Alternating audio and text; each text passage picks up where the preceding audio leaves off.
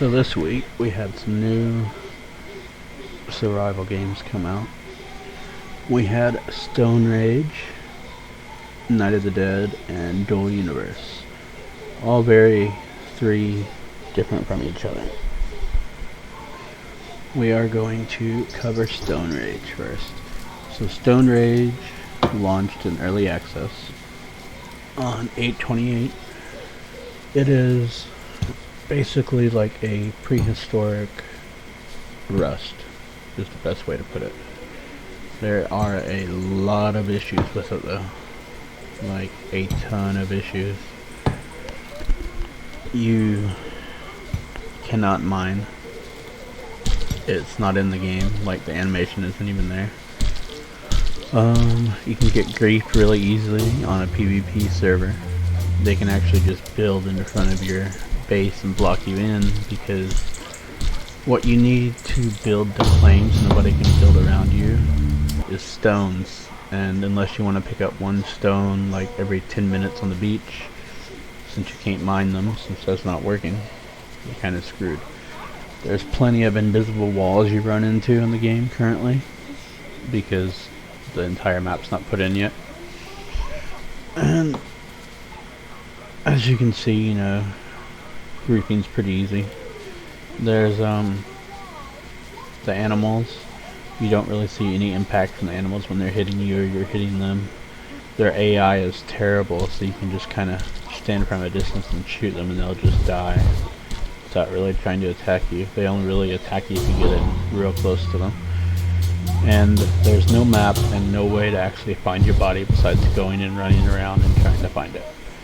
So yeah, Stone Rage could become something in like a couple of years, but right now it's just not worth it. There's very little people playing it right now really, and most people, the last time I played was on the PvE server, so take that as you will. I mean, the idea and concept is pretty cool, but like I said, there's so much wrong and so much not working in the game right now. And there's only 3 animal types: mammoth, saber-tooth, and deer. So it's just not much to do, especially when half of the stuff doesn't work, so you can't even craft half the stuff. You know, it wasn't ready. So next up we have Night of the Dead. This is a new zombie survival game, and as opposed to like 7 Days to Die, you have a horde that comes at you every night, as opposed to, you know, like every 7 nights. You know, the crafting and looting's pretty cool. A lot more fun in looting than you'd have in DayZ or even 7 Days to Die, in my opinion. They have some unique zombie boss mechanics. Well, not even just boss, just there's all kinds of different zombies. Some of them jump at you, like some of them slam the ground. All kinds of stuff like that. The one zombie that was really cool, he had a meat cleaver and he throws them at you, which did end up killing me, because who would expect a zombie to, you know, start throwing meat cleavers at you? But outside of that, the building is actually really enjoyable. The looting is really fun. I had a katana and I found a rifle. You can kind of loot everything basically in the world, it seems like. Zombies will actually call other zombies around them to come after you and swarm you. So if you let them get off that signal, you're kind of gonna die. But this one at least seems like it has a lot of promise. There's a lot already in there that's unique in the genre for survival zombie. The character creation doesn't seem to exist, so you're just playing a female, which may be off-putting for some people, but I figure that'll probably come later, a character creation or something. But what they have now is fun and enjoyable. It entered early access on Steam on 8/28 as well. Now the next game is Dual Universe, which entered beta a few days ago. 26, 27, something like that. Now, this one's unique.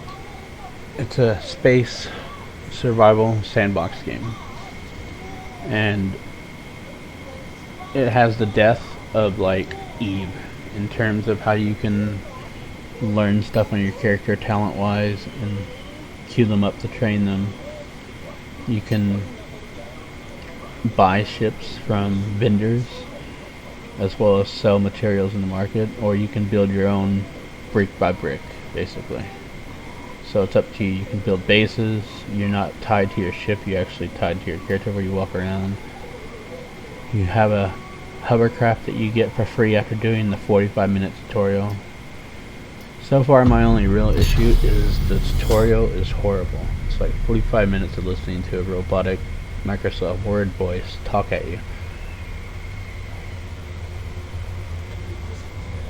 So outside of that lengthy tutorial, there's 6 other tutorials you can do based on, like military or building or mining, stuff Excellent. like that, industry. You are now ready to go hunt for your free time. Which does help you get along and teach you, but like I said, they're really long and boring and hard to stick to. Faster. And if you want to do so, a lot of people aren't going to retain the knowledge from them by how it's done. Then So, deploy it in the world. me Now, personally, so far, I just kind of went out. Until you have deployed your sanctuary territory unit. But it does seem like it has a lot of promise, and it can be definitely something people could play for years and years, like EVE Online.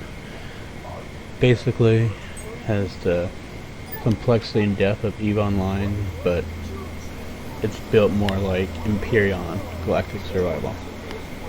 At least that's my take on it. So if you like me going over and showing current survival games, feel free to leave a like, comment, or subscribe below. If there's games you want to see me cover, feel free to mention them down below, and hope you all enjoyed. Thanks.